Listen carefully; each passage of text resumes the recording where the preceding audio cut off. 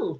Hello, Hi. hello, hello, and welcome back to another episode of Spooked Coast to Coast. And Come welcome on. to the month of October, everyone. Yes, happy October. Happy October, happy October. Halloween month. Spooky I have nothing season. spooky to show you. No, but But this Joy time. actually, but Joy actually has us covered with her wonderful background. Oh, everyone, welcome Joy and Look, they're Joey ghosts now. to the show. And Hello. just like the other 9 months of the episode that we've been doing, we are still Jen and Mondo 305 Paranormal. And I did, before we do start, I'm dedicating the episode again to the folks out, the victims from Hurricane Helene. Yeah. It was a huge tragedy that happened, and I hope you guys are able to get yourself situated and get back to normal, whatever the normal is for you. And also just to raise awareness to Hurricane Milton, that's on the way to essentially the state of Florida. So that is including us at 305 Paranormal. So please, everybody, take time to make sure that you're safe. You and your family members are safe. Family, friends, everybody, just check in. Give them a quick call. Make sure you guys are stacked up with water, or food, gas, whatever you guys need. Make sure you're prepared for the storm because it's coming. Yes. Yeah. But that's future 305 Paranormal's problem. We have a show. It's the middle of the week problem. We have a show to get on with. And we're not here to talk about like sad stuff. We're talking about some amazing stuff, and we have an amazing guest. So, maybe if you can take it away. Yes. So this week we have Richard Moschella. Don't kill me, guys. There you go. He's giving me a thumbs up. And Richard is he's clairvoyant, and I'll have him explain more on different, because he's a medium also. So I have explained more on that. And he does spirit art. So he goes to events or different paranormal investigations, and he draws who he's connecting to at the locations. I think it is super, super cool because it's something I kind of like to tap into also. And I think it's I'm going to show you some of his work during the show. And like, it's just mind blowing, like what he gets and what he sees. And you know what? I kind of want to show. I thought I had the clip up. I'll pull it up.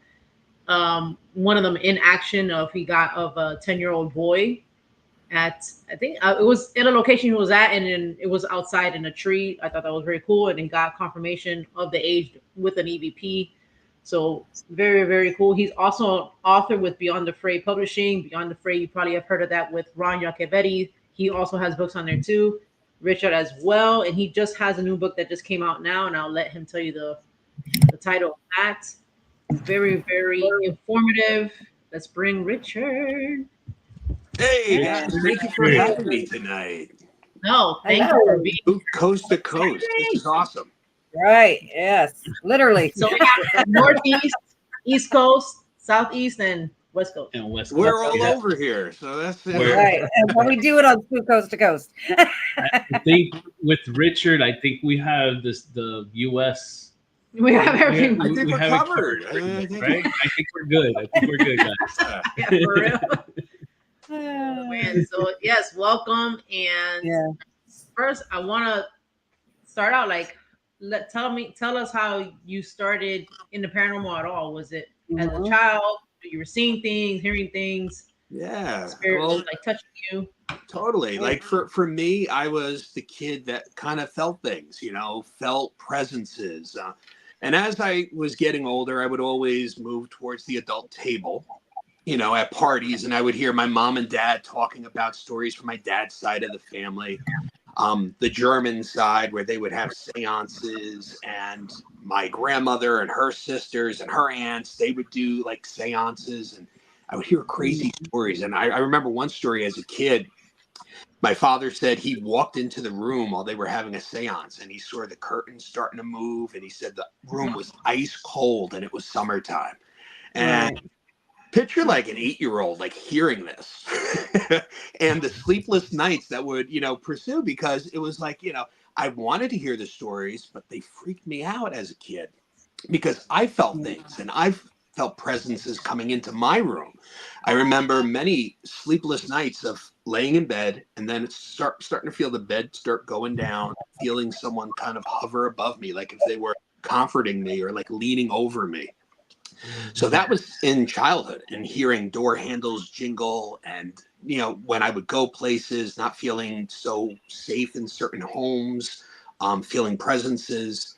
So then as I started getting into my teens, I started learning how to kind of block it out and kind of deal with it and just kind of like turn the other cheek to it.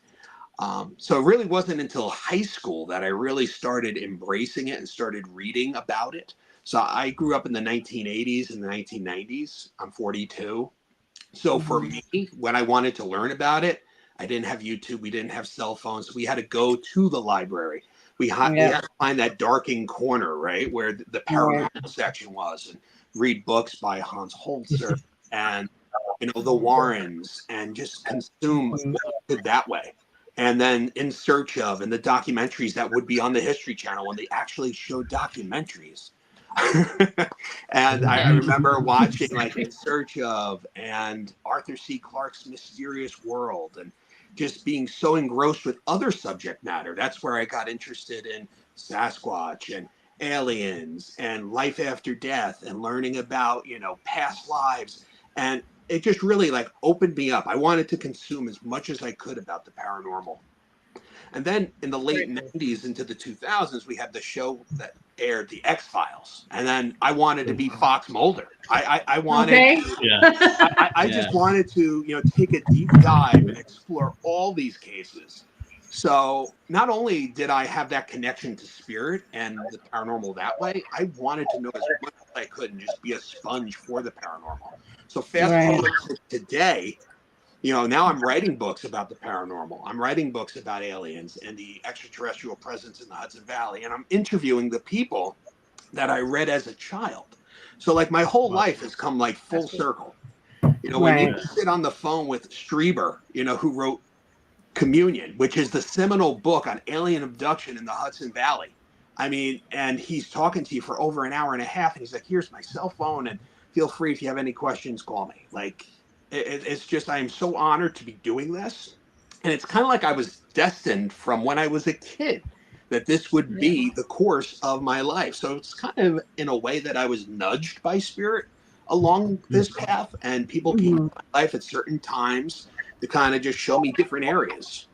So so from like childhood, and then that interest just grew and is stronger. And to this day, I'm, writing every day.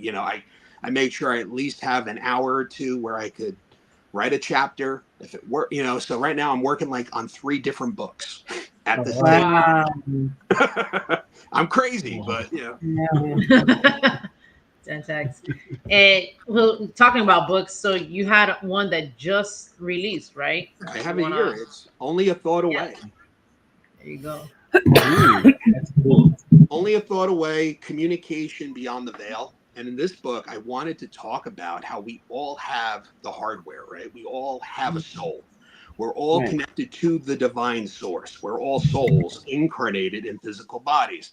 So a lot of people, when you start talking to them about mediumship and psychics and healers, they all say, I have a gift. And I don't feel that, you're better than me and this one's better. I think we all have the hardware. It's just learning how to use it, learning how to embrace it, learning how to implement it. And I learned that through my mediumship and seeing people come into mediumship classes with me that had no experience. And in 2, 3, 4 months, they're finding out that they have psychic clairaudience, clairsentience, clairaugustance, where they're tasting, where they're, sensing. So it's just turning it on and learning to have that confidence to use it. Because a lot of us, when we have these feelings, right, we say, oh, I had a gut feeling about that person. Well, what is a gut feeling? You had an intuitive knowing that person was bad, if they were good, if you should have went home that way and you went home a different way and there was an act. So you had an intuitive knowing. I'm sure you guys have had feelings while you're investigating places. If something's good, something didn't feel, well, where's that really coming from? You know, we chalk it up to a gut feeling, or, oh, I had a feeling about that person. Well, what is that? You have intuitive knowing. So in Only a Thought Away, it's really talking about this stuff and teaching you guys where, you know, have that faith in your yourself. When images come to you, well, where are they coming from? Are they coming to you, or are they coming from you?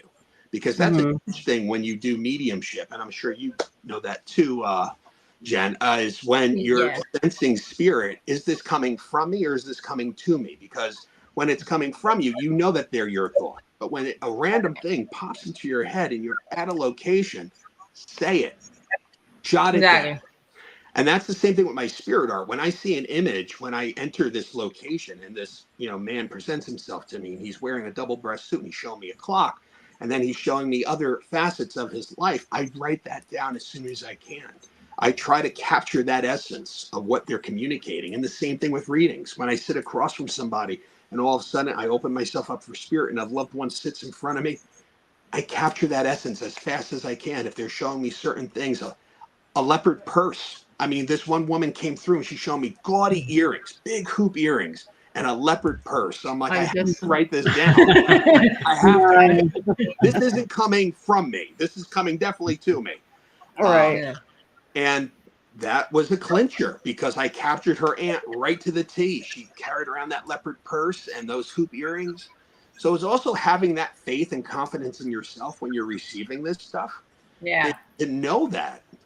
And you know, not to like jump through like all this advanced stuff, but we all have the ability to do it. And in only a thought away, it's really my conveying that to everybody and letting you guys know that if you put the time in, you could be like the guy who learns how to play the guitar or the piano, or it's the same thing. It's just learning how to do it, putting the dedication in, and at it. You know, and the intentions. Spirit wants to work with you. It's just you have to give them the proper vessel to work with. And once they know that you're working, you're building the power, you're learning how to work with them and understand symbolism. That connection is there, and you just keep making it stronger. Yeah, absolutely. Awesome. A lot of people, I guess, you know, when it first started out, you kind of more like like how you mentioned, you doubt yourself, or like if it's your thought or not. But yeah, it's just eventually like just kind of realizing what is and what's not, and going with the flow with that, you know, and just say it like how you said, say it, because then you find out later on in investigation, you know, such and such person that lived there, or this did happen there, or something like that, and then you're like, damn, I should have said it, you know. I'm still working on that myself, but I think what I do now is I write. Not I write. I do write.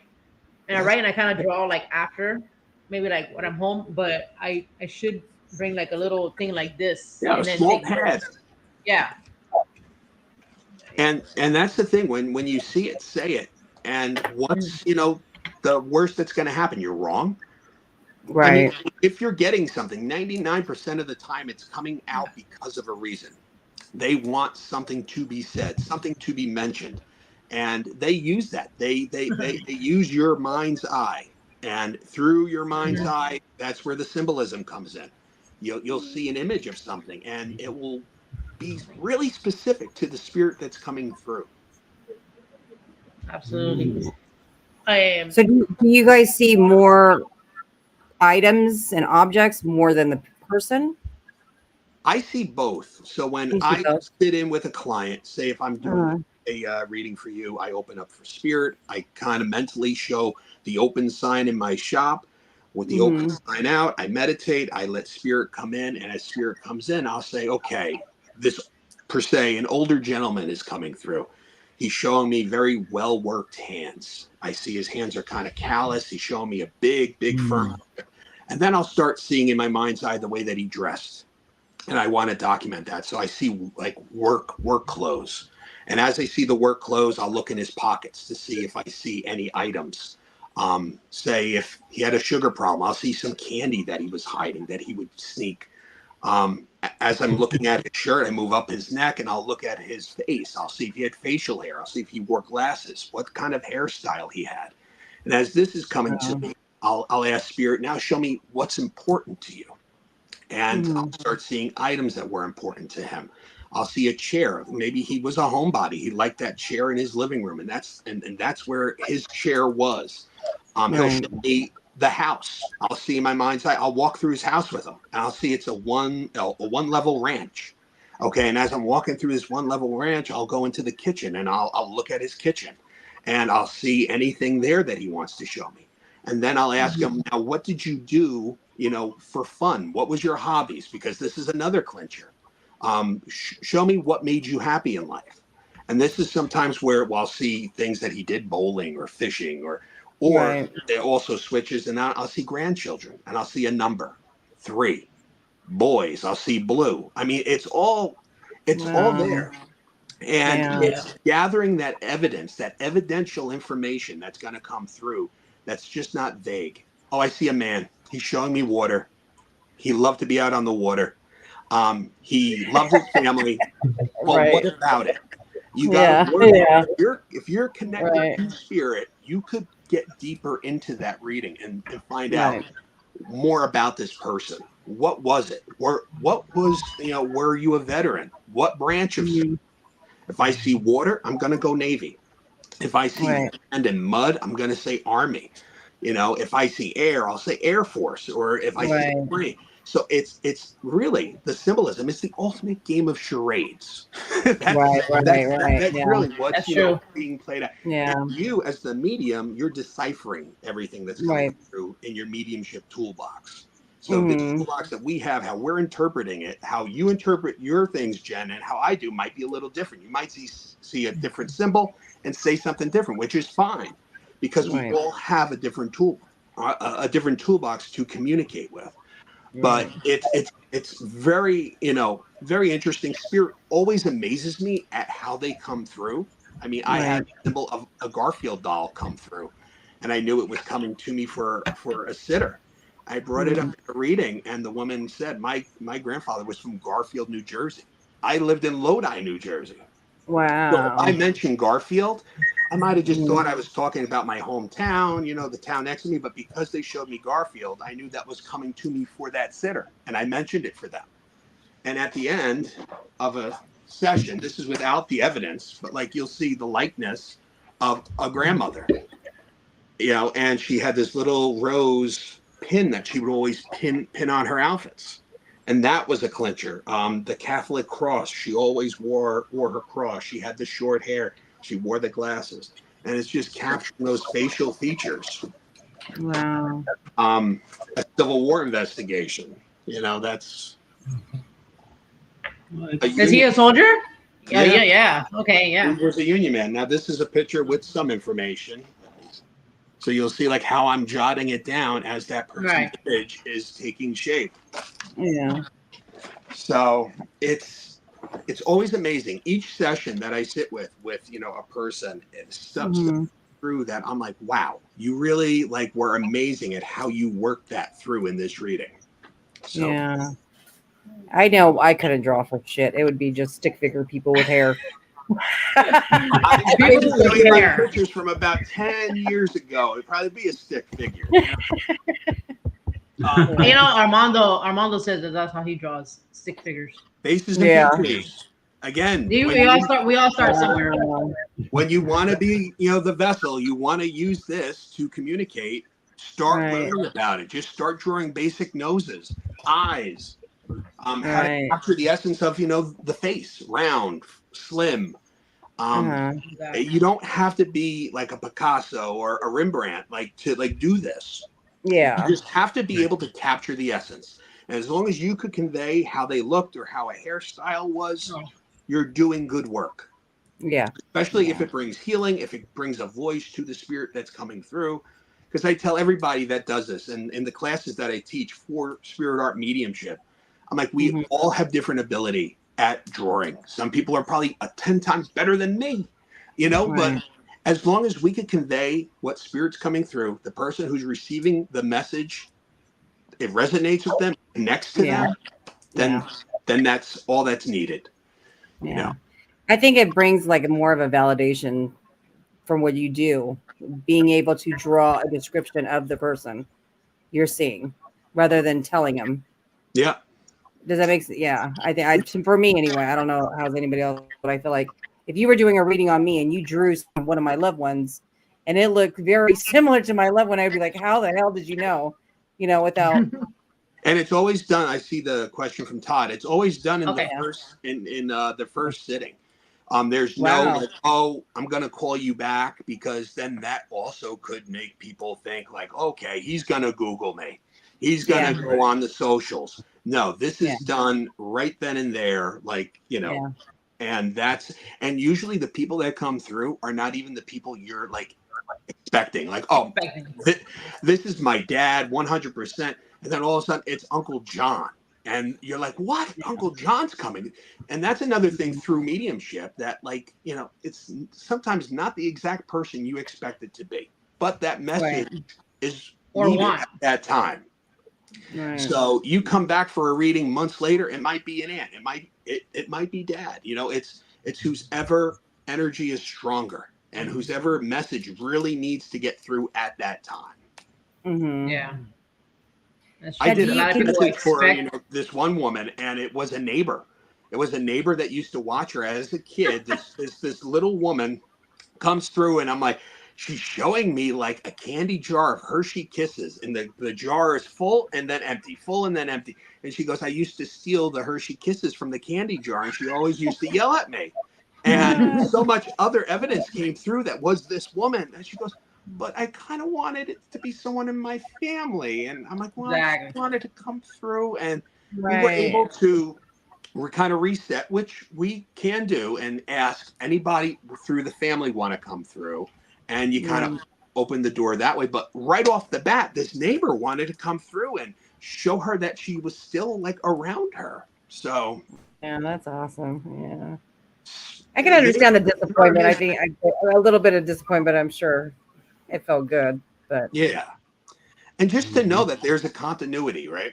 There's a continuity to life, that after the physical body dies, the life that made that person who they were still is alive, still is present in our lives. That's mind-blowing. Even if it helps with a little bit of the grief that someone's experiencing in their life, to know that death isn't the final, you know, that you don't have to wait, 50, 60 years to hear from that person again, that communication can be bridged, a day after death. It just changes. It leaves the physical and becomes more of that soul connection, that consciousness. And that's what I truly feel that we are communicating with. It's soul consciousness. That energy of that person who made them who they were is still alive. It's just there in another plane. Right. Can you see your loved ones? See, this goes back to the whole thing of, is it coming to me or from me? So when I see my grandma in my mind's eye, or my grandfather, or my aunts and uncles that have passed, I don't know if it's coming from me or to me. And it happens a lot. Like I'll be driving into work and I'll see my grandmother, or I'll see my grandfather, and I'll hear them, but it's very hard for me to be like, is this a message? So I'll always have people read me that are mediums, because they're better at conveying what's coming through. And I have a story about Ron and Lourdes. Ron Iacovetti, Lourdes Gonzalez, running Staticom, and that's a very interesting thing that they do. But they're running Staticom, and we're at a residential house. And a day later, Ron sends me a little bit of a tape, and he goes, I want you to listen to the voice that comes through here. And it's an older woman, and she says, Richard, I love you, feel it. And it's my grandmother's voice. Wow. So we used Ron and Lourdes through Staticom to bring forth that message at a residential investigation for somebody that we were helping, just to let me know, Richard, I love you, feel it. And at the time, you know, I remember that whole month, it was around her passing that I was really, you know, trying to be like, hey, grandma, you know, I just want to tell you I love you and that I miss you. And she used that opportunity to drop that message in. So they're always around us. So that's one thing that I always tell people is communicate with them, talk to them, tell them you miss them, because that's almost as good as a phone call to the other side.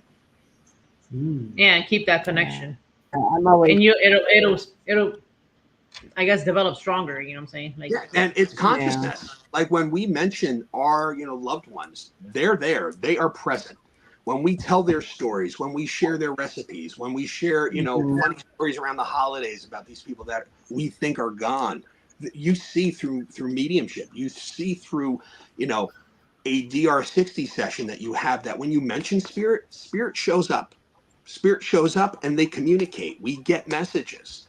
So, right. you know, loved ones, mention them, talk to them, you know, say those things that you don't think that they hear, because they do. Oh, I do all the time. Yeah, I do all the They time. do. Probably like a crazy person, but yeah.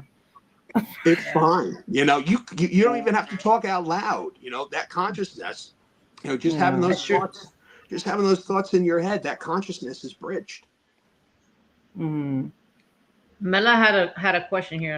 I'm pull it up for you to see. Yeah, it's a very good question. Yeah. Thanks a lot. At times there are people that do come through and they want to offer apologies, and for the living, sometimes the apology is just too late and they can't get past it, or this person on the other side did do really bad things that they can't move on from here on the physical plane, and we just shut it down. If you don't want to hear a message, it's as easy as that. Just stop that connection. Like I said, what we could do is kind of reset a reading and say, okay, you need to move on. Our client does not want to hear from you. Who else can step forward? And you go to the second energy. But we do not, and this is what mediumship is about healing. So we're not about making anyone relive drama. This is about healing. So if something is not welcomed, we shift gears and we do not bring that into the reading. I don't think I've ever heard anybody else answer that question. So thank you. Yeah, that was a good question, Melanie. I have thought about it, but I never thought to ask. I always forgot about it. Yeah. And unfortunately, sometimes in spirit, when these people go to the other side, you know, and they see that review of their life, that's where they start understanding where they went wrong and how they can progress through, you know, the light. You know, I feel like it's an ocean of consciousness, right? And that's my vision of the afterlife. So, you know, on the top, and it's like a lake, right? On the top of the lake, it's really bright and beautiful. And as you get deeper, it gets darker and darker and darker until you're on the bottom of the muddy lake and it's just pitch dark. That's how I feel like the energy is in the afterlife. So, you know, if you did bad things and you were a bad person, I don't think you're going to resonate at that higher level, that frequency of light. You'll be in the darker column. And that's where the light and the dark is to me. And I don't feel like if, you know, you did some bad things and you're somewhere here that you can't be here, but your soul has to grow. It has to learn. It has to learn from its mistakes. It's human mistakes. And this to me is the ultimate earth, you know, school for our souls. And I do feel that our lessons that we see that make us who we are helps us grow through that soul column, that soul consciousness. For you guys in the chat, exactly what he's talking about now, if you want to get a good view of it, there's someone that we had the pleasure of meeting at Gettysburg Bash. You all know him, Johnny Zaffis. Amazing guy. So there was an investigation where you had sat outside and Johnny and the paranormal team were inside investigating. You started drawing the images that you were seeing, and little did you know, so they're doing an EVP session, and it's talking about a boy and the boy's by a tree. Oh, I And was we gonna. don't. I have the clip. I'll put it up. Oh, you know what? I don't want to spoil Wait, anything. no, I'm not gonna show the whole thing, but do the rundown, and what I'll do is I'll start the clip from where they're showing you outside and what you're drawing. Got it. So then what you'll see is Richard is just there drawing, and it's coming out, and it's awesome. And you end up finding out Johnny and the team are actually speaking to who Richard is drawing, and they're able to pinpoint precisely where Richard, drawing the subject, where the subject is. Yeah. And they were able to pinpoint the age that you were asking while you were drawing, correct? Yes. And running the DR60 at the tree, Rob Bandoff actually captures a young voice going, "I'm 10." And I'm over by the tree, and I'm drawing him. I go, "I think he's 11." And the boy corrects me and goes, "I'm 10." And then inside, they're running the ghost box with John Zaffis, and they're getting a voice of a child saying, "I'm over by the tree." But you have to see the clip. I mean, the clip is awesome. It just shows you all these different points. So from the spirit art mediumship to the DR60 to the ghost box, everything was pointing out to this little boy who was over by the tree that was 10 years old. Mm-hmm. Have you done a seminar in San Diego? Huh? Have you ever been to San Diego? No. I know my internet's wishy-washy. Yeah, have you ever been to San Diego? No, I haven't. My best friend's sisters, well, when she was alive at the time, they went to a seminar, and somebody they spoke to did the same thing as you, was drawing, and they drew the mom. But it wasn't a one-on-one session. It was like a group type of thing, and they were really smart. But I think that's really cool. Yeah, I do group readings where I try to read as many people as possible. Yeah. Like the big man on the stage, and that's always cool too, when you see all these just all fill up a room, and then all these likenesses, and you could hear the gasp from different areas in the crowd, like oh, and then, dad, uncle, and then it was just kind of like they were picking up something, and then they drew this, or their mom, what she believes is their mom, out of the whole audience. Was just wild, It's awesome. Yeah, it was really cool. What I'm gonna do is actually try to present that. StreamYard, new tab. Yeah, we have to use our little. It's like the infinity tool. Can you see what's going on here? Can you see my screen? I don't know what's going on. No, we can't see your screen. No. Of course not. Whoa! It's playing. Hold on a second. Can you hear that? I can hear it. We can hear it, but we can't see it. Okay.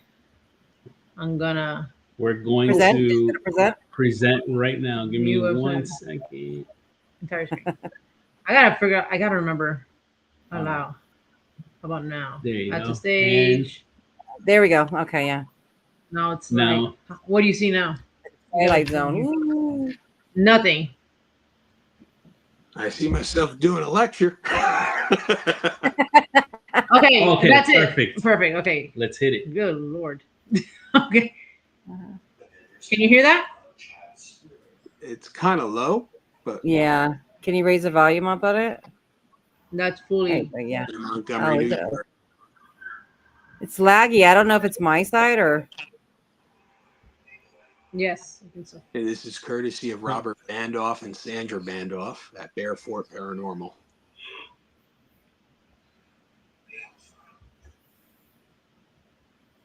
But yeah, that's the sketching process.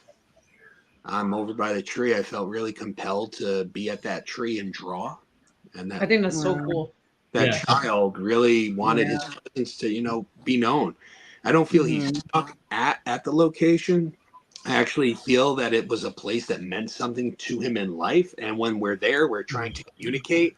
That message goes out and spirit comes close.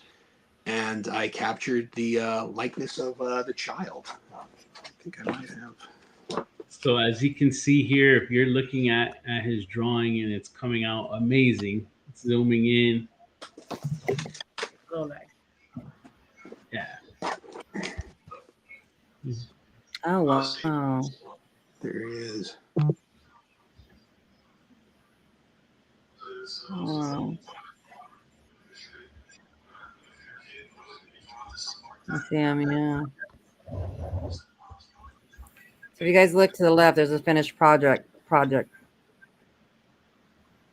don't know how it looks on your guys' end. Oh yes, Yeah. we see it. Wow. And that's the Patchett House in Montgomery, which is an amazing place. Wow. Oh, well.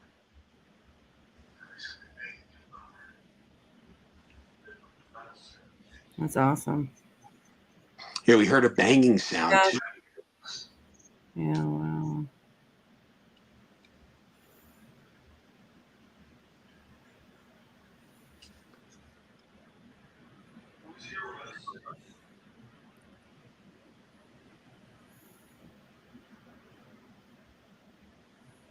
Yeah, I recognize that.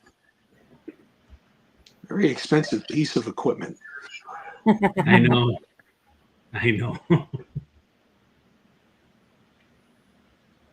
Jen or Armando, can you hear it loud on your side? Because I could barely hear it. I Yeah. think we have it on max. Yeah. Yeah. Can you hear it, Richard? Or am I the hear only it. one? It's just low. Very low, right?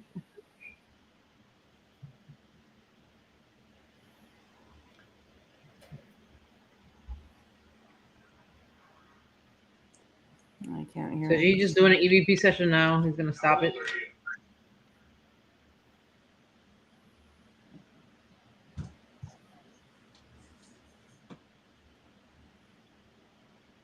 Oh, captions. Captions.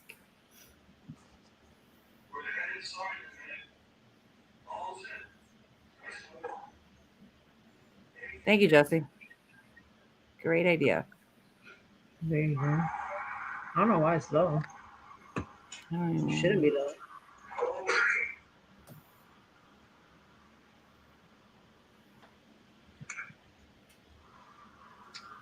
It's broken. Tell them we want their old plan back. Oh, I heard it. Well, I can Yeah, I hear it. heard some. There we go. Okay.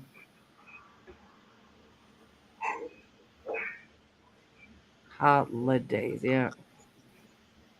Yeah, and the video's online. I mean, if they go online, they'll be able to hear it over and over again. But Yeah, exactly. it's just awesome to have all those different points. You know, where the DR60 to the ghost box to the mediumship, the spirit art, it all brought forth this young child that just wanted his presence to be known at the Patchett House.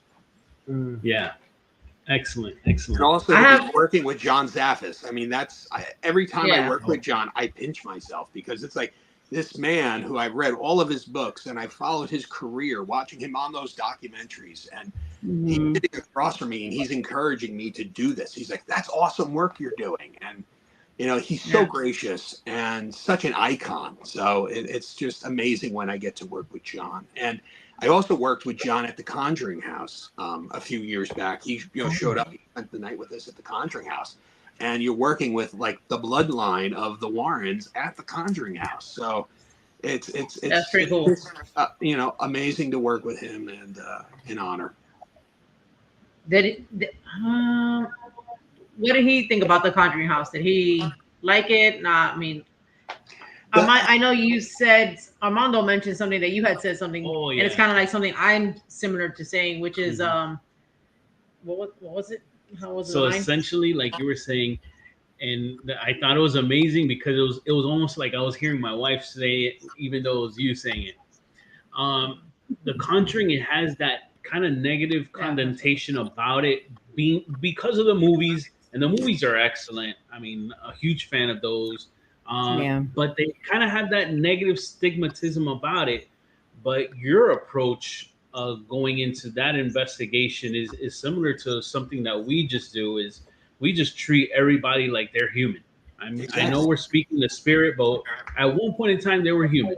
So we try to communicate with them as respectfully as we possibly can, and we've garnered excellent results due to that. Exactly. Instead of getting a lot of yelling and screaming, we're getting EVPs that are a few words long, sentences long sometimes. But that's what I kind of found it refreshing, because it was something else. I constantly hear it from Jenny, but it's refreshing hearing it from someone else that's been in the field an extensive amount of time, even more than both of us combined. Yeah. But it's refreshing to hear that and hear your take on the Conjuring House. So yeah, Jenny wanted to hear. Yeah, there's light and dark with everything, the yin and the yang, and there's a balance. Doing what we do, I always say you got to resonate high when you go into these places. You got to come from the best intentions, right? You got to work to help spirit to bridge that gap. But we do work in some places where there's dark things happening. I'm not going to say they're demons. I'm just going to say they're dark energy. Remember that level that I said? There's the light, and then there's all the way down at the bottom, that dark. And there's light energy, there's dark energies. In the Conjuring House, when we went there a few years ago, we went in there to tell the story of spirit. We didn't go in there with any motives about we need to contact, demons and devils and dark things. We went in there just to be a vessel to allow spirit to communicate. We went with some amazing people, the Bandoffs and Anthony, Ron, Lourdes. I mean, it really was like a great team of people that were all like-minded, and that's huge too, to work with a team that kind of is all on the same level. For me, with my mediumship spirit art, I was drawn to the property. I didn't even want to go into the house. I started walking the property line, going to the stone wall all the way into the back and making a right. And I said, I want to go off into the woods that way, and I want to draw a Native American. And I drew a Native American with 2 feathers and a bald head. I said, he has a bald head, 2 feathers coming. And the person who was on hand with the house at the time said, you kind of drew the Pequots, and they were an Indian from the Massachusetts area that would have had the 2 feathers, and he would have been a scout. And we believe there is an Indian burial ground back there in the woods. Oh, I So believe that. that was cool to have that, to have that person there as I did the sketch, and John was there. Right. He It was like validation. Yeah. And then we went inside the house, and let me tell you, by the next morning, we really didn't feel anything dark. It was just communicating with family. Right. At one point at 2:30 in the morning, we started getting through the Staticom session a voice coming through that was like really like electronic. It was really like a little strange, but it was saying that it was the Ancient One. And we kept trying to get answers from this voice. And I felt, and a few people there that night felt like we were communicating with something from the land, like an elemental, like something that's just been there even before the house. And again, reports of strange lights in the forests, just something that's attached more to the land than even the house itself. We didn't really communicate with anything dark. I know in this field, I believe if you go into places and you're looking for dark things and you're trying to communicate with dark, you're gonna find it. Like attracts like. People with mental issues, if people have any form of a depression that's happening, you're vibrating at that lower level, you're going to attract lower level things. So always make sure that you're high as you are in that high column with energy. Never do this work if you're feeling depressed or you're in a bad state, because you attract what you're putting out. And you walk into a location, you vibrate high, you're coming from the highest good. That is arming yourself, whatever you want to say. Some people wear, crystals, some people wear necklaces, crosses, anything that makes you feel safe, that puts that armor around you, that spiritual armor or that well-being, do it. And the same thing has to say about your energies. Well, it's like somebody living too. If you're in a bad mood, it kind of rubs off on. Exactly. And we, feel that. Like, you don't even have to be a medium. When 2 people are having an argument in, a room, and you walk in, you could feel the tension. You feel the tension, yeah. So that's energy, and it affects everything and everybody. I agree. I was going to ask you a question, but real quick, I'm going to share. Jesse had a question. He says, do you think, so when you were talking about, I guess, electronic voice, Do you think that was an interdimensional being, or you just think it was something very like ancient? I personally felt when I was there, it was just coming from the land, and like the land itself, not even at the home, just in that area. When we were driving, I'm like, you could feel like the energy just kind of shifting. The interdimensional things that happen, kind of even come in more choppier. Where I even felt at some points where we were using equipment that we might have even been dealing with like ETs, because it was more choppier and more robotic. This was almost being talked to us like if it was giving like a lecture, where it was like, blah, blah, blah, blah, blah, blah. Like, and that to me was just more of like, and coming through saying that they're the ancient one. And Yeah, the Native American sketch, and like just really like being of the land. So that's where I shifted. I mean, if somebody else was there and was reading it, maybe they might have thought that too. But more of like an elder type of approach. yeah, for me, when we're dealing with those like interdimensional beings, ETs, it's more choppier. It's more. Do you think it sounds like robotic, like you know, like see the movies? Yeah. Danger, Will Robinson. Danger. Oh my god. I have a question as far as so you mentioned mediumship, right? So Yeah. you know you're clairvoyant. So how can you tell folks, like, how do you know if it's for you? How did it come about? How did you learn that yourself, I guess?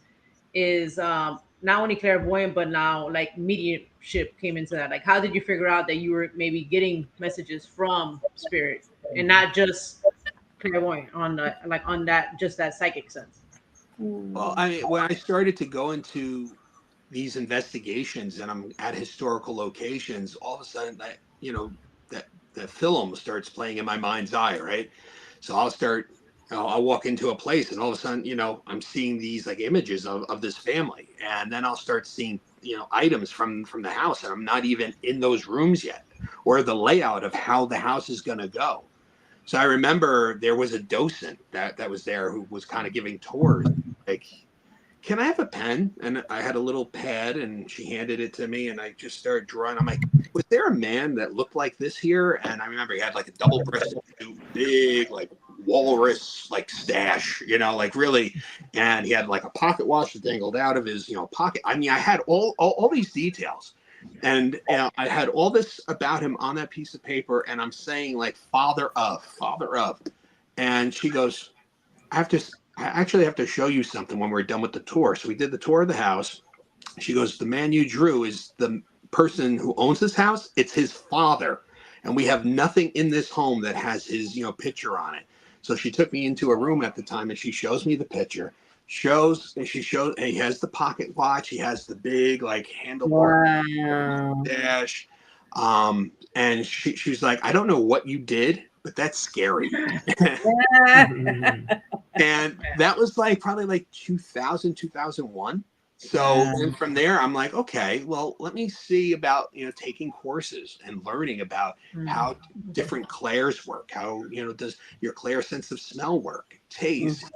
Because, I mean, this all comes into play when you're doing a reading or when you're at location. Like sometimes I'll be doing a reading and I'll see that video playing in my mind's eye of this person, and also I'll smell like a floral scent, or maybe like the smell of a cigar, and that also helps out in the reading, because I'll be like, okay, did this man smoke like a cigar, or did mom really like this florally flower scent, like perfume that like was really overbearing because I can't get it out of my nostrils.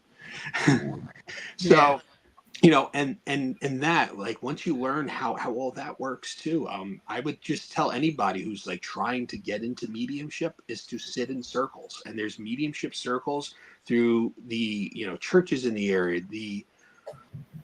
the spiritualist churches in your area. They probably offer classes weekly that you can get involved with for a low price of $10-20, and you sit in circles and you learn all this. And each week the medium that comes in, definitely shows you how different, clairs work, or a different principle on energy or meditation. And you get to do breakout rooms and you read for one another and you build that confidence. Do you ever go to like a store like Teresa Caputo?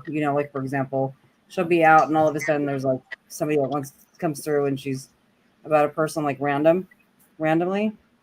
Or do you have to really open yourself up? Is that because she just opens herself up all the time? It's kind of part of the show, right? Like, Yeah, there's like, a camera guy. Don't ask me why she popped in my head. She just popped in my head.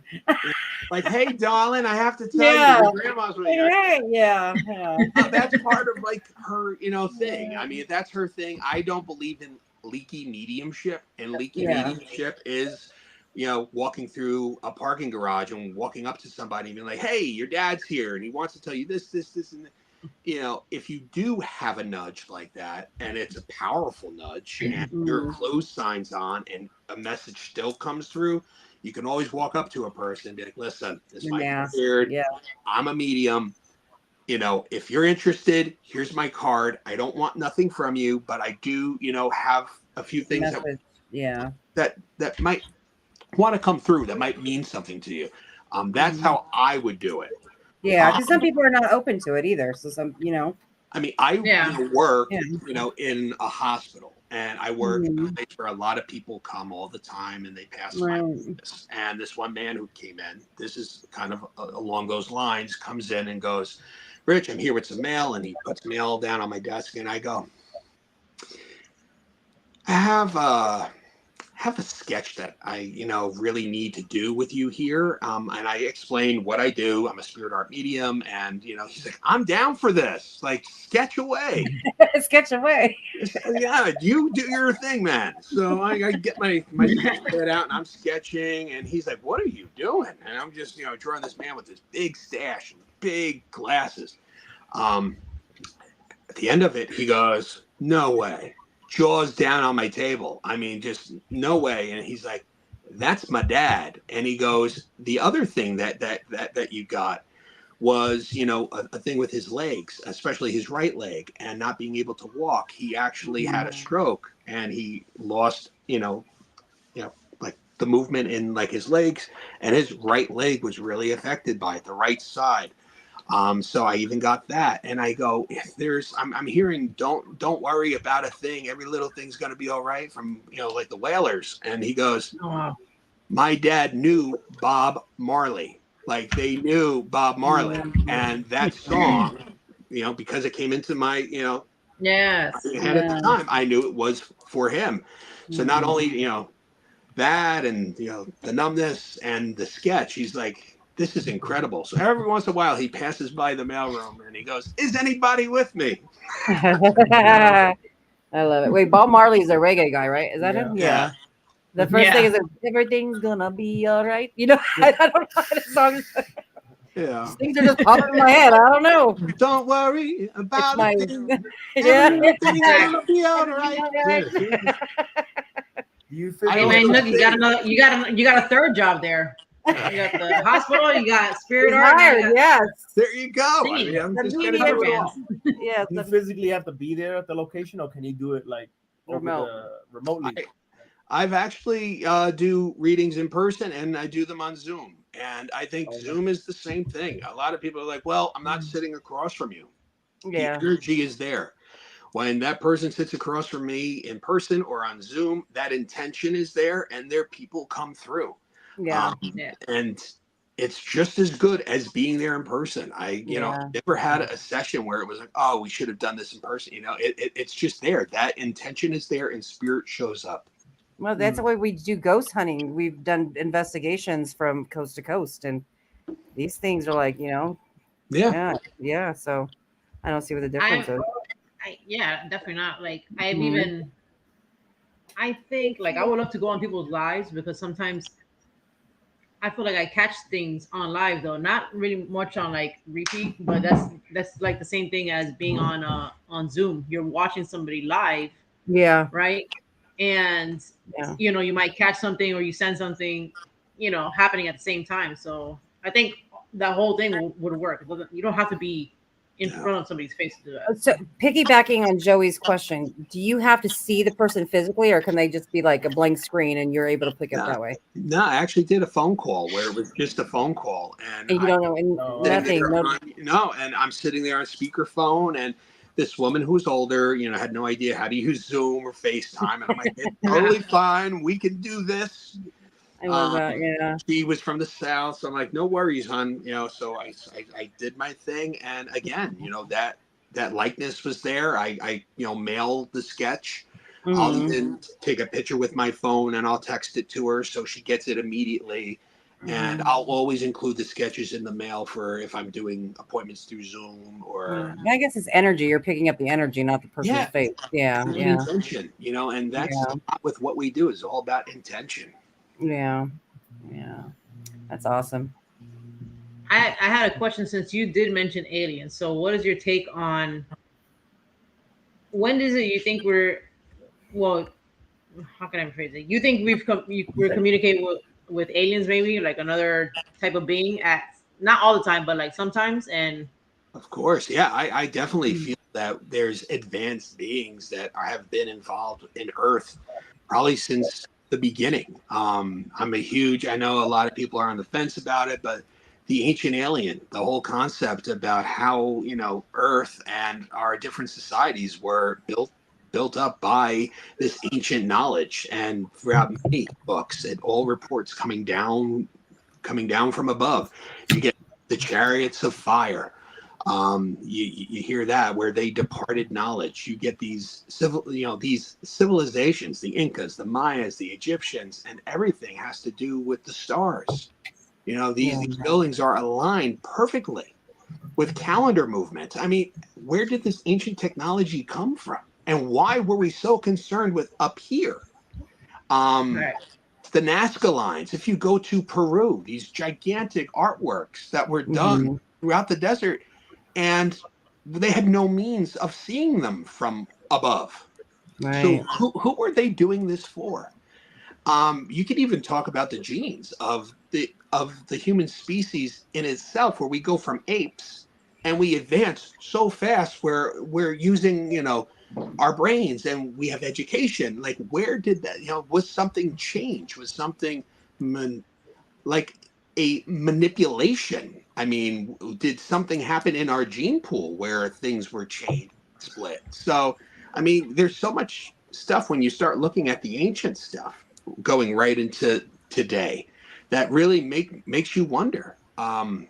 And a lot of people ask, do you think the aliens will ever show themselves to us, whether they're the Greys or the reptilians or the Nordics or whatever species? But I don't think we're ready for it. You could see even with this last shipping thing here on the East Coast, there was no toilet paper. There was no bounty on my gosh.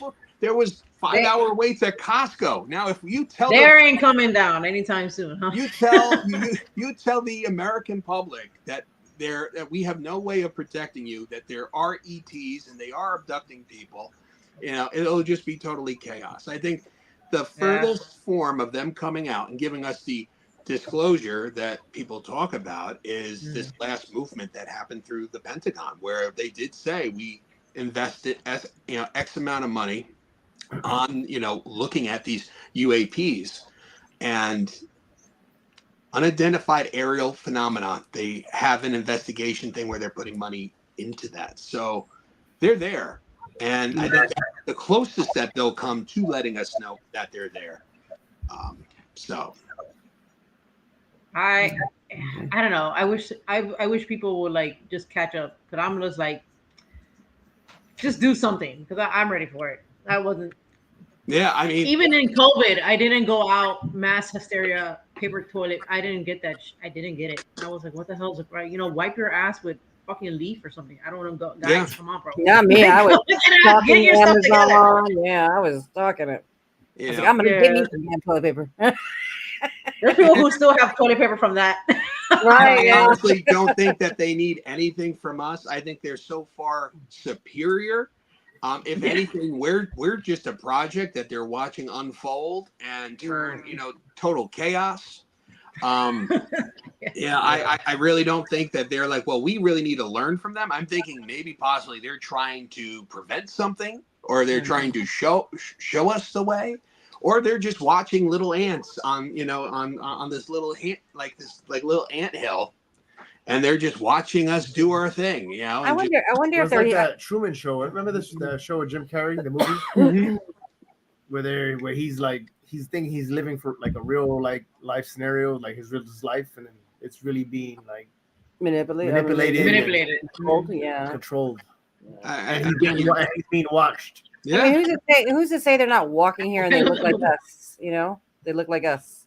I mean, in the book that I wrote, The Extraterrestrials in the Hudson Valley, that was an amazing book to write because I've interviewed people that were abducted. And the people that were abducted are from society that have great jobs. We're talking about cops, a waitress at, the diner, like people that have like everything to lose if anything got out about them being abducted by aliens for, since, childhood. And their stories, I mean, you could see the fear in their eyes. You can see their hands tremble as they're reliving these stories of these abductions. So there's nothing that they're profiting on. So from them telling these stories, you could see like this post like traumatic stress that they're still dealing with from an event that happened years ago. So something really did have to happen. And these stories are amazing. And they're so similar on how it happens. Yeah. The missing time, something happening in the middle of the night or even in the middle of the day where they just lose an entire 2 or 3 hour gap of just time. And they'll have marks, little scoop marks where, a procedure was done. And the scoop marks are reported on so many of the same abductees. I wonder why they pick certain people. Do they pick certain people? Do they watch people and then they're like, oh, I want that guy or that girl? Well, there's a new study now that they're running to see if there's a blood type, an Rh negative, that they're interested in because this Rh negative is starting to show in a lot of the people that were abducted that they share this same blood type. And they're I'm always looking into Rh negative because I'm Rh negative. I don't even know what I am. Yeah. Rh negative? Yeah. Yeah. I don't know what I am. What is so that? They're, trying to see because, some, people are talking and they're saying that perhaps this is a strain or this might be a hybrid, a human program that has been started, eons ago that they're watching this blood type and they're monitoring it. What is Rh negative? So that you don't have the Reese's I forget what it's called, the Reese's. I want. So you can't if you needed a donation, you could have. I don't have the Reese's pieces in my blood. Oh, you can't donate or you can't. So the Reese's protein, yeah. I'm probably saying it wrong. Can you get a donor? Like if you need a blood transfusion, like does it have to be an Rh negative person? Well, I believe that would be probably along the borderline of like an O negative. Maybe, yeah. I think one of them is like pretty neutral with both, right? Yeah. They wouldn't want mine. I'm not the medical guy. I mean, if anybody out there needs a Rh negative, please call your hospital. Yeah. Jen might be a Dr. Armando. You gotta watch her. She has that. Actually, he's O blood type. Oh shit! I'm the one, which kind of works out. I can donate to everybody, but no one could donate to me. Or you have to have a certain. Not that no one. You have to have a certain blood type. Yeah. I don't know what the hell. I think I'm just regular A or B. I don't know. A negative. I have pre-workout on my blood. You wouldn't want it. You don't even. What kind of blood do you have? You have like A or B. You get jacked. No, turn into the Hulk. There you go. Need blood green. Chidi wants to know, do you know why they get abducted? Is there any research or stories on why? Maybe the blood type? Maybe it goes back to the blood type. There's researchers out there that feel that there is perhaps a study that they're looking at this type, just like how you would in a lab. You have these studies that are playing out that you're going to look into and see how they deal under certain things. Just the abduction process through like the hybrids and learning of stories about people that have lost children and they're abducted and these alien beings have a hybrid baby. I mean, and this came from a woman in the Catskills who worked as a lawyer's assistant, where I'm talking to her. She had a real good job, and she lost a child pretty late in the pregnancy. And it's just crazy. And she's like, she's on the ship, and the aliens are presenting her with a hybrid baby. And it's, I don't know. I don't know if I'm just tripping, but earlier I was telling Joey when we were talking about aliens, I saw his head like going long, like alien shape. And then just now, your doll face or whatever in the background, it started. thing is I creepy. felt like it freaking moved. I don't know if I just need sleep or what. It's an alien, right? Oh It's like my an God! alien. Well, Joey started Little turning head, like. right? oh my goodness. I'm sorry. Anyway, I just noticed the doll face. Like I felt like it moved, and I'm like, wow. So I had to call it out. Sorry. Behind, yeah. Now everybody's gonna be looking at that doll. Is that a doll head on your shelf Well, where? behind you? Behind you. Is that a face? Behind your right Is that shoulder. an alien face? Oh, the Your other right one. shoulder. Your right shoulder. There you Yeah, go. up there. Yeah. Oh yeah, that is Alien? the Whitley Strieber Oh gray. shit! And then look, your face shape does a fucking alien. It looks like me. No, It I looks swear. like me. I Joey. I swear. collect a lot of weird stuff. No, I swear. Out of my peripheral vision, I'm looking at the camera and I see Joey out of your peripheral vision, and his head was like stretching to look like that. I don't know. Joey's Are an you a alien. Huh? shapeshifter, sir? Maybe you're shapeshifter. Revealing my true self. He's a I know. I'm shapeshifter from like, LA. maybe he's a hybrid. Shit. There you go. Nothing is cute. Did you make that? Shit. Yeah, my kids, they had clay, and they're like, "Dad, can you make something?" Oh, that's That's cool. so yeah. cute. I love But it. I thought it was a regular doll head, mannequin head. I did not know it was an alien. That's So great. my wife was like, "Wow, you can do clay too?" Joey. autograph. You know what it is that he was using his gift. He's like, Oh, I'm man. gonna make Joey. I need to go to sleep. Eventually, I'm gonna Eventually, be on we'll. the show. Yeah, exactly. And I can show him what I made from him all those years ago. Oh my No, god. I think he's a hybrid, like Richard was saying. Well, they're out there. Gas He was is abducted at one Right. point in your life, and you came back as a. Maybe you're RH negative, and you're part of their, Part of the program. Remember, You're he the did say they don't want his blood. He's blaming the creatine. Oh, Maybe no. there's a Not reason. Rick. Secret. No, it's the pre-workout. Oh, pre-workout, whatever the hell it is. Maybe there's a reason you're saying that, and I just don't know.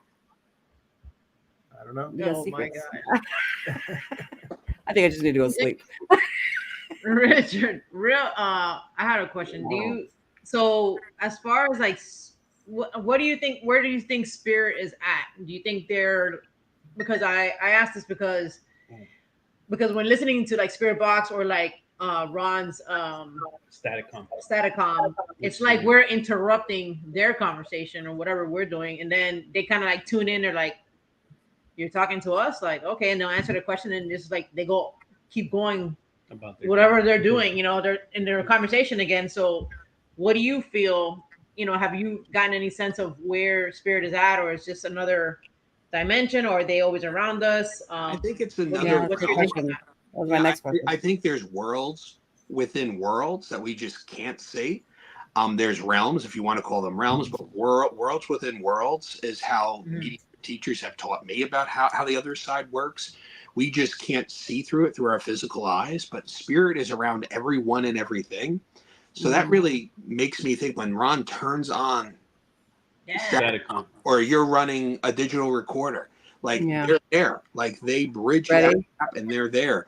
With like Staticom, when he turns on Staticom and it sounds like a room of people talking, and it's almost like they're fighting for the microphone. Like who's gonna get through first? And you hear the louder voices, and then you'll hear a subtle voice. Yes.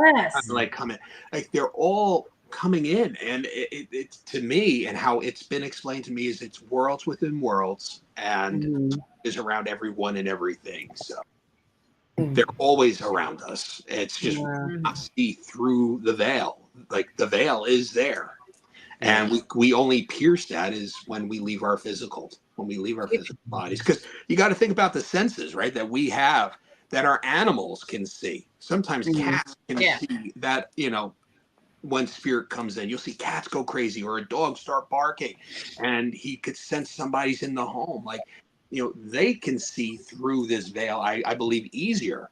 Yeah. Yeah. I feel like too. I don't know what you guys would, but I believe that they're there, but some of them are picking and filling you out before they want to communicate with you. We get a lot of that. Yeah, I think we get a lot of that. Nothing happens in the first, I don't know, couple hours, and then right before we're about to pack up and leave, they want to start setting off devices and start saying shit. Not all the time, but 90%. Let's say 90%. You're right, but you're gaining their trust. I feel a lot of times Yeah. you're setting up an investigation. I mean, for us, when we go in, we state our intentions. We're here to communicate. We're here to tell your story. They're feeling you out. Spirit does not have to communicate with anybody if they don't want to. And exactly. You get a lot more of of meeting if you go in there and you bring honey, like you're sweet. You really like bring. It's just like when you talk to the living. If you knock at a neighbor's home and you want to talk, you don't demand. You don't say, "Let me in your house. I want to know this." Knock on the door. My name is Rich. We're here to tell your story. Can I come in? Can we talk? And that's the same thing with the dead. We have to go in and we have to show them respect. We have to show them our intention. And I feel that they warm up to you. And you'll see as an investigation is going on, you'll see it start heating up. You'll start getting more, more intelligent responses. As long as you really are, following that intention thing. And you're showing them that respect, that need. And don't demand, don't antagonize. I see that a lot too, where people are like, you need to do this, and this, or they don't need to do anything. It's not a circus. They're people, yeah. I mean, we had places that were like my dolls where as soon as I turn on the device, they're just going. It's like, dang. Yeah. Hold on. I haven't even thought of the first question yet. You know what I mean? But yeah.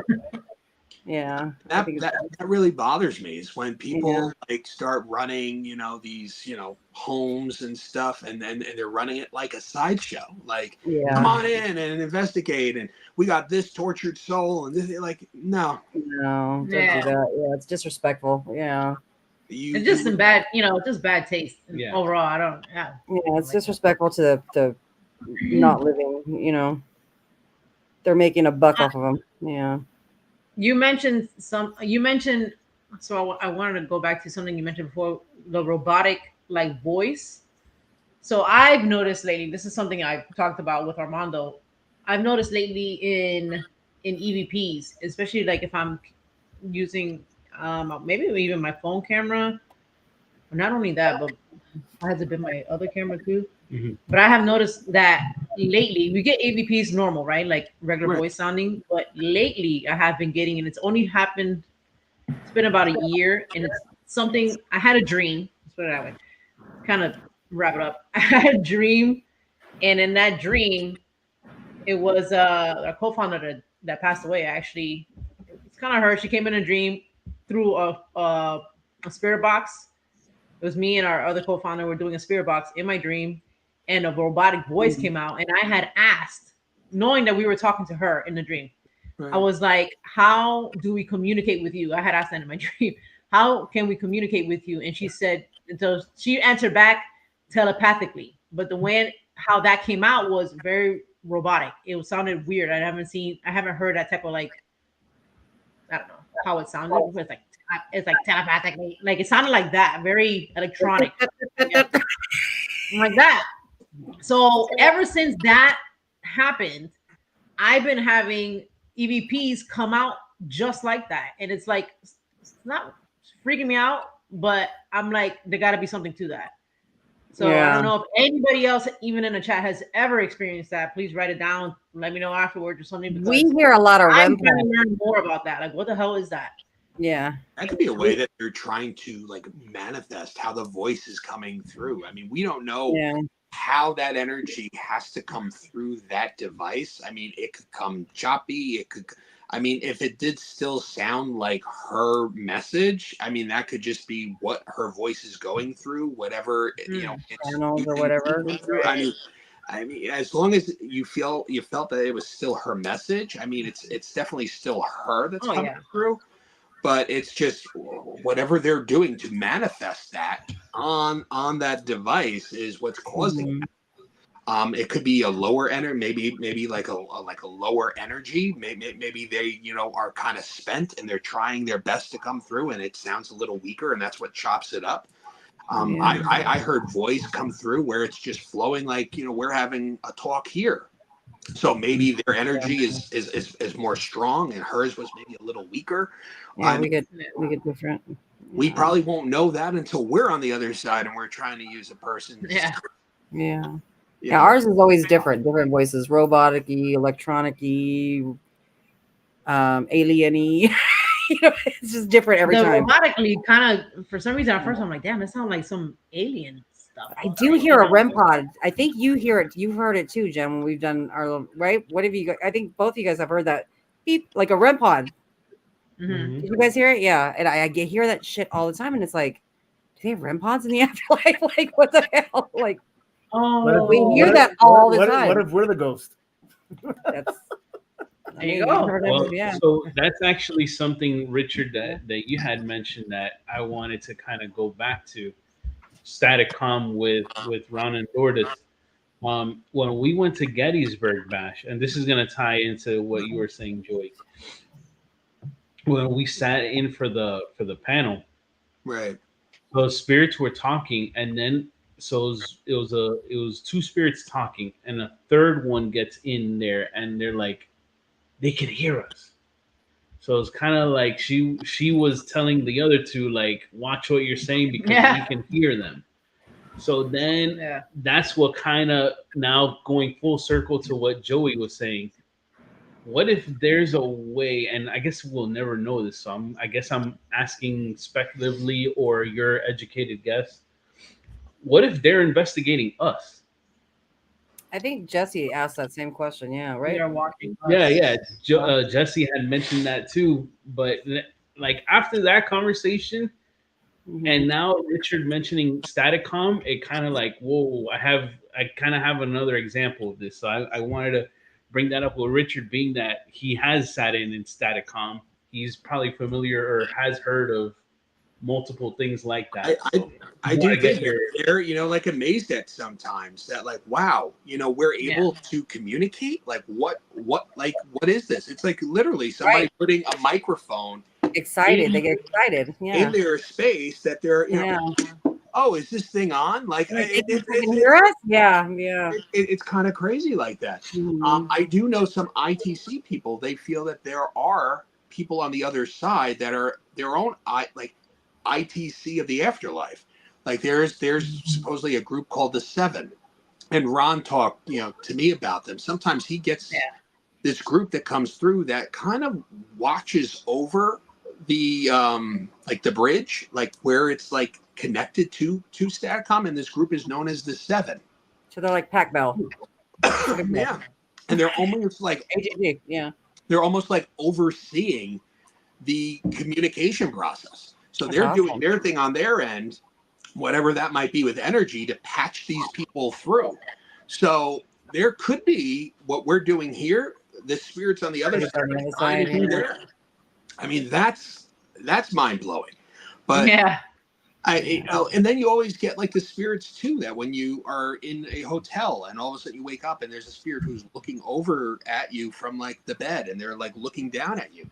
Perhaps they're observing you in their space, and you seem to be the ghost in their realm. So, I mean, this is like quantum fit. I mean, we're like exactly. Where are these lines? If there's truly worlds within worlds, well, then they're maybe viewing us through another realm, And now that we're doing this stuff with like Staticom, and we're putting that microphone there, this is giving them that opportunity to be like, wait, does this work? Like and that's why I said to Ron and Tony, like the work that you guys are doing are revolutionary, because we're so stuck, and there's nothing wrong with a ghost box. There's nothing. I have my SB7s and the Holte equipment. They're great. I love Holte's equipment. I love the SB7. All these tools have a purpose. Right. But what Staticom does is it's moving no radio. No radio. Where we're moving into a direction with that where it's like a phone. Just white noise, Yeah, I think that's. We're I think hearing that's sentences. great. Yeah. Sentences are coming through. So Yeah. I applaud them. I applaud the and just seeing it and working with them Mhm. and being there to see how far it's come in the last 5 years is just Yeah. amazing. You're So just hearing the white noise. It's like you hear a voice. Where the hell? Yeah, that. you're no longer, Mhm. it's that Mhm. choppy. You're No everything's radio, no nothing. There's nothing, no reason. no Nothing reason. should come through there. Yep. And when I Ron think presses we're that like, button and he does, Yeah. and then It's he'll say, crazy. "Welcome to Yeah. Staticom," and he Yeah. turns it on, and you're in that room full of people. Mhm. And it's just amazing when you hear that, because it truly is, Jen, like a room full of people that just are there, and the communication.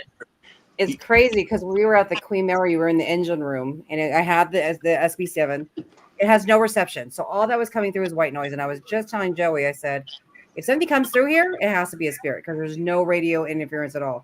And then I think a week or two later, Jen, we brought Ron on. It was just the craziest thing because I just got done telling him. That was crazy. Yeah.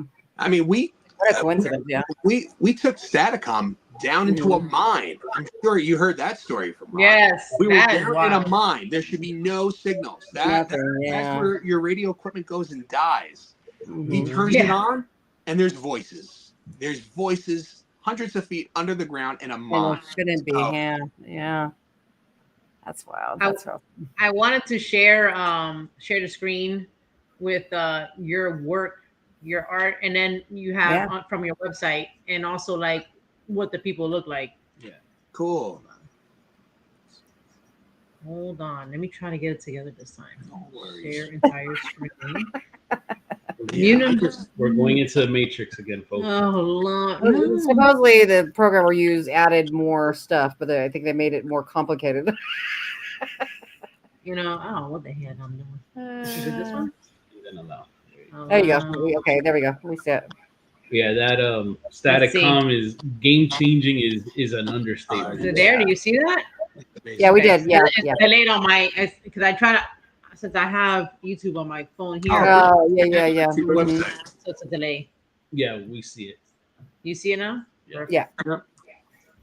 That's just some samples of the spirit art mediumship. You can see. So these are at events that you've done, right? Like a public event where it's a gallery readings, yeah, gallery reading, yes. And after the event, the attendee always comes up with a photo of their loved one and says, I just want to show you how close you got to my dad or my mom or my sister, my brother. Look at this one. And you can see the likenesses. Yeah, for sure. Yeah. The glasses, and it's just capturing the essence. Like I say, this one right here. Crazy. And look at this guy. This one actually almost looks like a photo. To the attendee, I'll always say these aren't sketches you're going to hang up on your wall, okay? But they're going to help just describe the person that's coming through. Listen, it's better than you telling them. You're actually showing them what you see, and that's I think so cool. It's like an added bonus to what you do, because I'm a skeptic. I'm gonna be the first one. I think everybody's full of shit. I do. I mean, to a point. Well, it's good to have that. You need to prove it to me, especially in this field, because sometimes when you're too open and you believe everything, you walk into something and So it's good to have that. You need to prove it to me. Yes, and so I think a lot of us, anybody watching this will or that know about you, appreciate the added step that you validate. You're giving them the extra validation that you are talking to. Right there on the lower left, that is the grandfather of Ron Iacovetti. I had no idea. Oh, you know what's funny? Oh, wow. Well, I was just gonna tell you something about him. That I liked how you captured his hair, his curly hair. Yeah, wow. And I didn't know that was him. My grandfather. Me and our mother were talking about that. But now I can see it. Yes, it's similarity. Yep. Totally see it. Mm-hmm. Yep. That's wild. That's awesome. Yeah, they always amaze me at how they come through, what information they bring forth, and just getting the hairstyles and just and that man there, you see the facial hair, and I'm like, I just want to do a little patch right under the lip, because I saw that, and I'm like, well, he's showing me that for a reason. Yeah, right. Yeah. Well, that book that you have, your handy dandy how to draw a nose book, is really I got my money's worth. Right, you did, right? Because it does look very similar. And you can see some of these sketches Very are like similarities, earlier, yeah. some are later.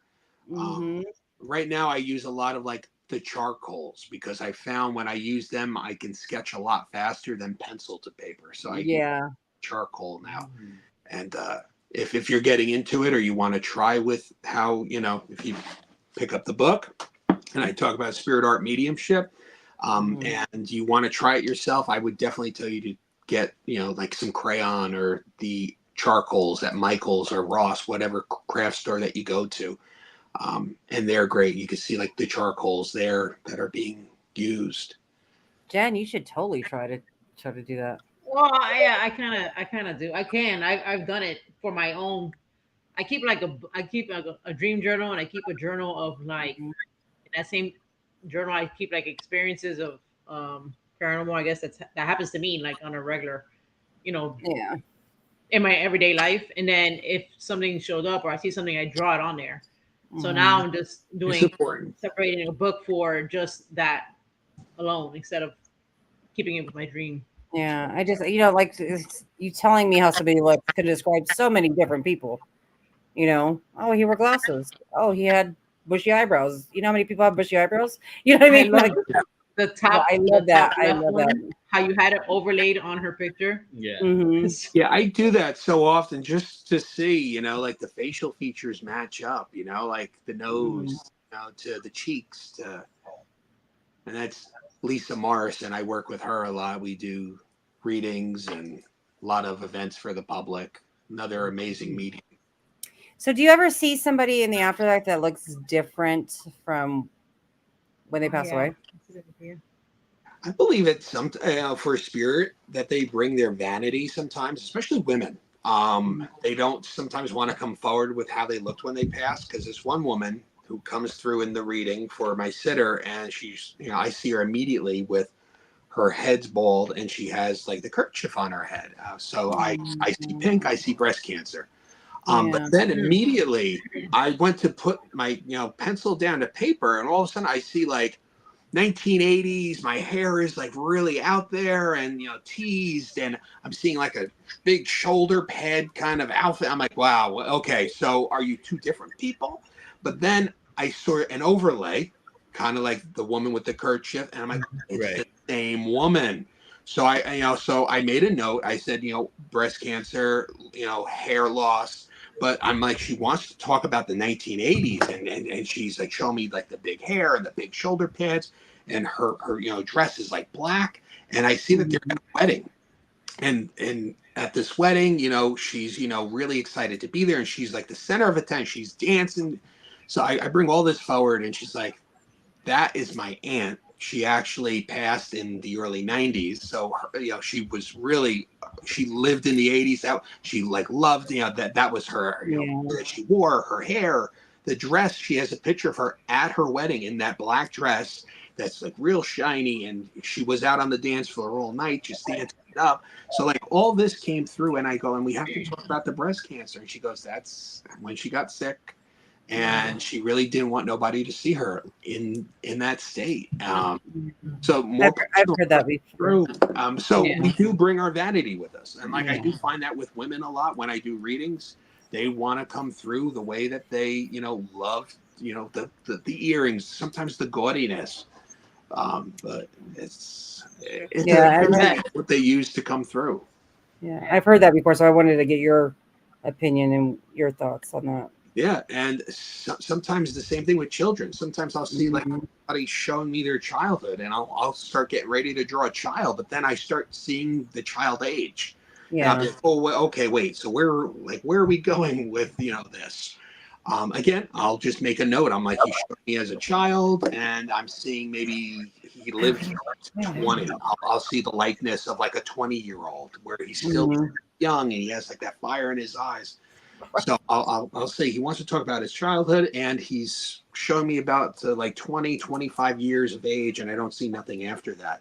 And they'll talk about that he was a good kid, and he passed at 20 years of age, and he was showing me things that go along that timeline from when he was young to his 20s.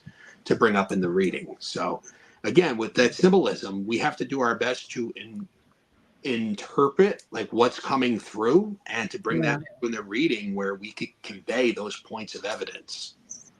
That's awesome. That is awesome. I remember when me and you had talked before, you said that you were maybe going to start, because I was interested in, if you were going to do a Zoom class, I was interested in jumping in on your class. Right. Are you still doing that? Or I'm doing a in-person on the 20th. And after that, once we do this in-person class, this is going to be the first actual class that I'm doing that's an in-person, which I'm really excited about. So the rest of the year, I'm going to try to do a spirit art mediumship class at least like every 3 months, where it could be offered on Zoom. So I'm going to be letting people know as soon as, like the new year comes in and we start getting like the schedule planned out, because I think this is a great tool to show people all over that they do have the tools to do this. It's just learning how to harness them and using to have that confidence in exploring them.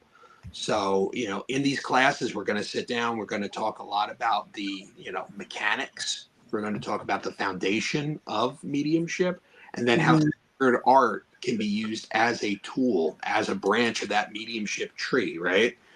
That you can implement to use to give that visual, which is powerful.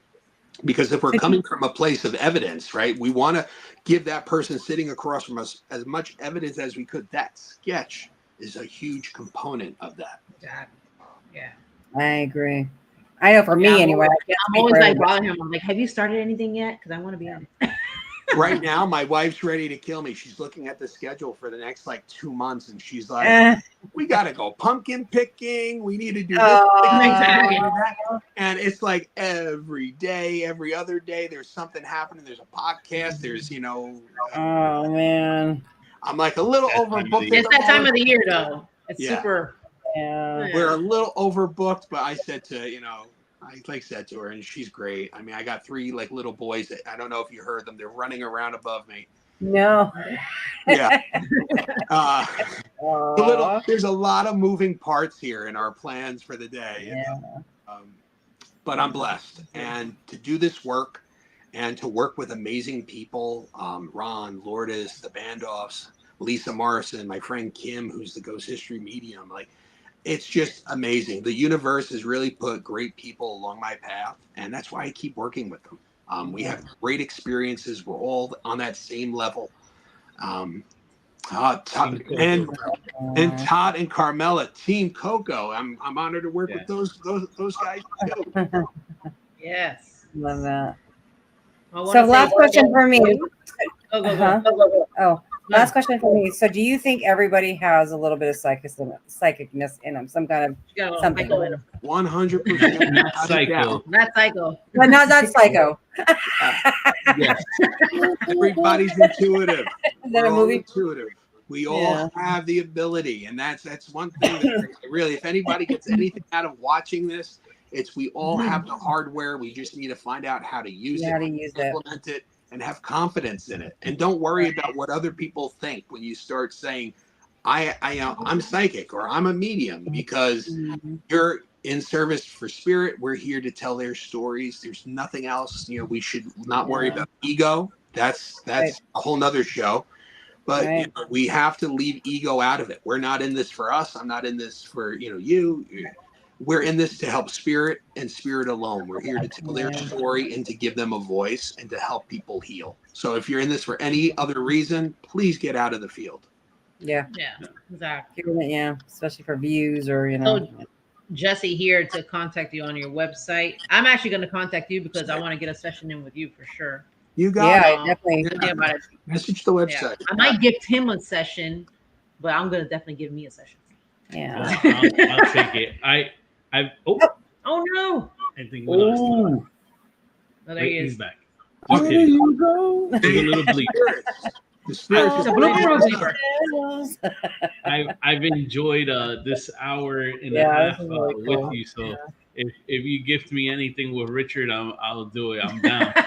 And if you're ever in New Jersey, guys, we have to investigate. We could form an hell yeah! group. It's gonna happen. It's gonna happen because the folks the good folks that we've mentioned a bunch of times this evening, Ron and Lourdes, they're dying for us to go up there. And Team Coco, and yeah. Team so Coco. we want to do something. So, and Anthony's already told Anthony us. and So Jenny, yes. you know what?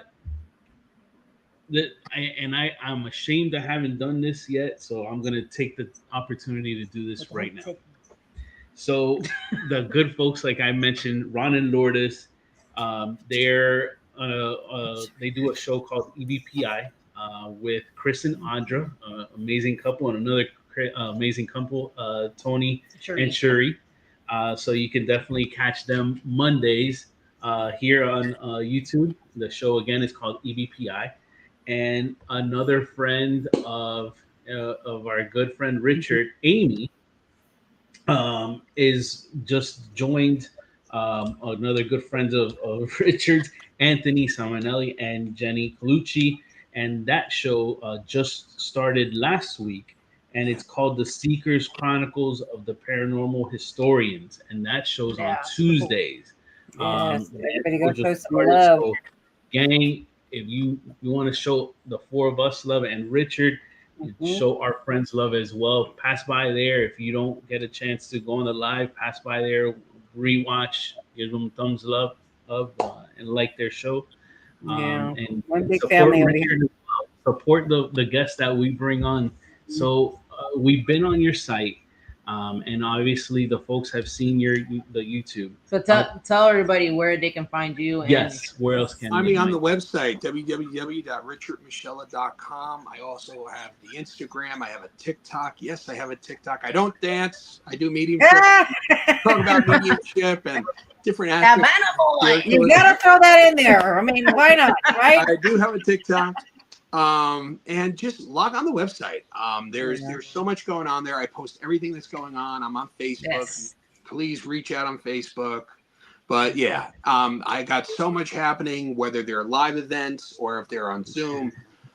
So thank you. And just thank you for your interest. And again, if you're looking for my books, they're available at Amazon.com and also at Barnes & Noble. I also have links on my website for them. So yeah, definitely gonna follow you on Instagram. Thank you. I definitely want to connect. I'm interested. Well, it was fun tonight. I mean, it's great where it's kind of like a little more casual. We could talk about all these different things. There's so much to talk about. We could probably do this for 4 hours. Bro, there's so much. Seriously, like a reading. Yeah, I would. That would be definitely interested in a reading. Joey is. He's just acting like he's not, but he really is. Yeah, no, I think that. Joey's always with you. I think he asked you. Yeah. Yeah. Very cool. Thank you so much for being on. Yes, thank you, everybody in the chat. All the comments here. Thank you very much. Thank you, everyone. Yeah, text messages how awesome you were. He's like, I like Richard. He's a really nice guy. I was like, yeah, he's cool. Thanks, guys. There you go. Yeah, all his links are in the description box, guys. So even off chat, are commenting. If you folks haven't done it yet, I would love for you guys to, as soon as the show starts, as soon as you get in, hit that thumbs button so that way you don't forget. But on the way out, if you haven't done it yet, please give us a thumbs up. Helps the algorithms go so more people can catch our show and watch cool people like Richard. That's right. And maybe if you guys do and behave nice, he may come back with us again. Excellent. All right. Well, close it Thank out. you, everybody in the chat, for coming and showing up once again. We really appreciate all of you. Yes, and get his book. Get his book. Only a thought away. All right. Only out now. And working on 3 more. I mean, hello. We're working on 3 more. One might be ready by Christmas. So. Oh, okay. Oh, wow. Don't leave. I'm gonna end the live, but don't leave yet. Okay. And when your book does come out, we'll help promote it here for the holiday season. So if you guys want a nice read for the holiday season, we'll mention it. That's going to be out soon. Yes. Oh wow. All right, guys. Good night, everybody. Stay See you next weekend. This hurricane season, and have a great week. We'll see you next week.